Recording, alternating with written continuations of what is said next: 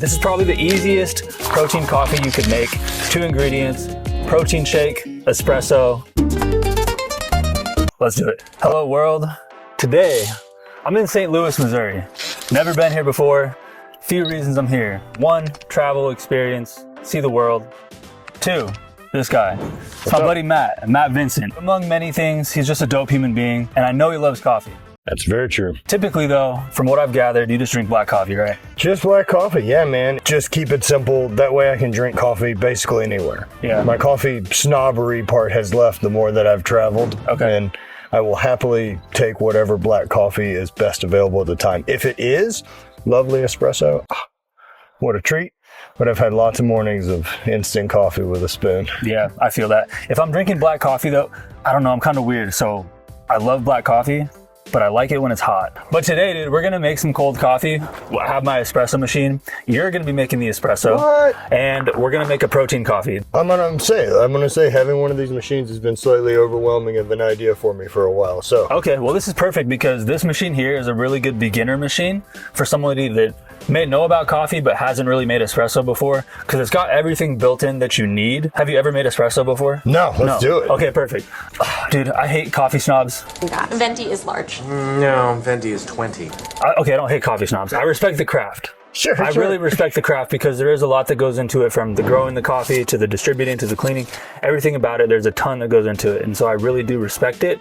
However, just like anything, any niche, any culture, it can get gatekeepy. It can get hipstery ass holy vibes. Yeah. And so for me, I just drink coffee.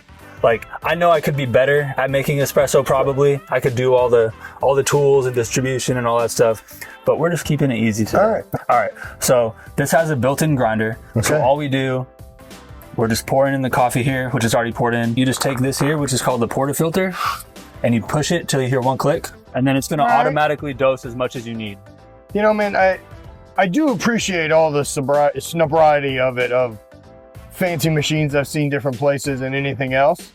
I just don't treat it as sacred. RIP to these lost coffee grounds that we have going. So just pull the basket out and kind of like put your hand over the top a little bit. And then we're gonna take this tool here, pop it on and kind of give it a few turns. It'll distribute it. Oh, that's lovely. They say you want to give it 40 pounds of pressure, but I'm probably giving it 400 or so mash more it. right now, I'm Probably. guessing. From here, one of the hardest parts, just lock it into the espresso machine here.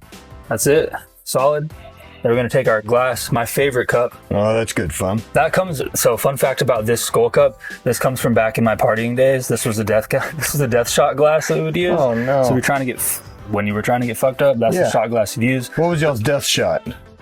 Any alcohol. Oh man, because I worked at a bunch of gross bars, and occasionally you have these people that roll up to a bar and they're like, give me something crazy. That's Dump it in disgusting. there. Yeah, Oh it's my terrible. God. That's fucking sick. Usually those people are ready to puke anyway, so. Fair enough. Press this button and our coffee is going to come out nice and beautiful. In espresso, there's 3 parts. There's the heart, which is this dark part at the bottom. There's the body, which is kind of this ombre area.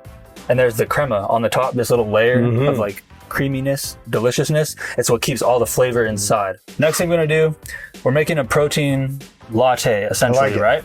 So pop in this cooler here. You're a chocolate guy? Yeah. All right, Matt's a chocolate guy, so we got our chocolate protein shake here. Take your cup, grab some ice too. Then literally pour the shake in there. Like I said, this is probably the easiest way that you could get your protein in, your caffeine in. I think these shakes have like less than 4 or 5 grams of carbs. So when you pour it in the cup, make sure you leave some room for the espresso. And then you're just gonna pour the espresso on top. Boom, that's it. Yeah.